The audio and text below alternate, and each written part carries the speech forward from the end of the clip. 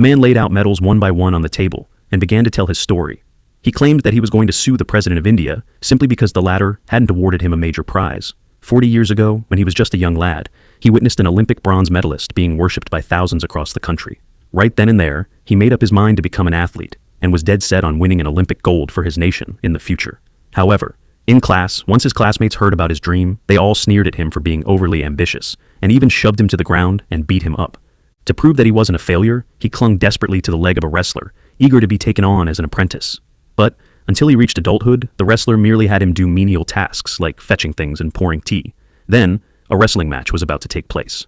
The wrestler's brother-in-law, intent on showing off his son, schemed to rig the match secretly and find a fall guy to compete against his son. At that moment, the wrestler thought of him, who knew next to nothing about wrestling. He was clueless about the situation and excitedly skipped school to take part in the match.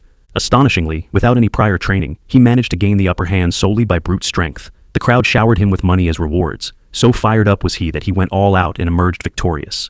But he had no inkling that serious trouble was looming. Once the wrestler's brother-in-law realized what had happened, he flew into a fury and led a group of people to chase and attack him.